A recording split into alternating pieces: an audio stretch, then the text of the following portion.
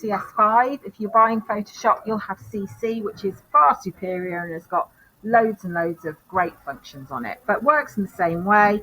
Have a window, tools are here, click on your tools, you'll see a drawer open, you've got alternative tools in that drawer, and every time you go into a new tool, this changes so you can use it in different ways.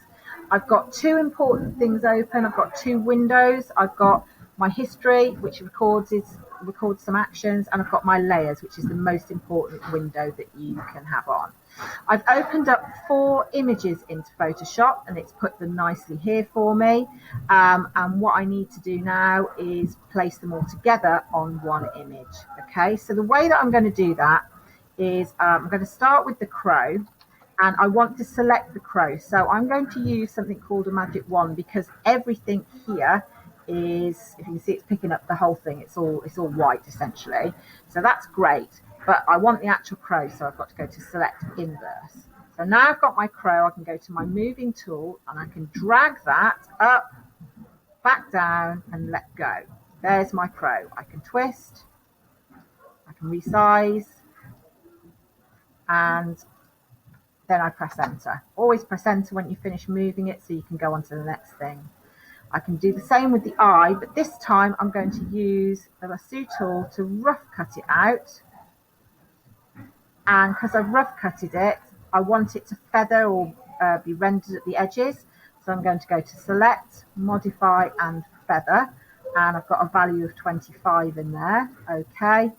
And then I'm going to drag that up and drop, and you can see that actually on that one I've got a lovely feathered edge, but it's covering the crow, so I need to change that layer and put that piece of paper at the back. So I've moved it around, now it's behind. I'm also going to go to image adjustments and black and white and change that now to black and white, because I want that black and white too.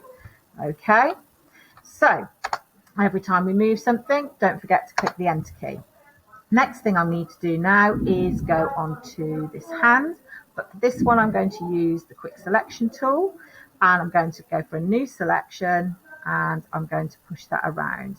You can also, if you make a mistake, you can add to the selection, add some more. If it goes somewhere you don't want to, like that, you can go to take away, you can push it back in, so it's a bit like a piece of string. Another way to put this on is to go Control C. Now I've got it selected, and go Control V, and then we have also put it on that way too. Okay, I can tidy that up because this isn't feathered, so I want to put a mask on. So this is the symbol for mask going on there, and that turns my black paintbrush into an eraser tool. So I've actually only got it on at 43%, and I've made sure that the brush is nice and soft at the edges, and I can rub that around. That's great.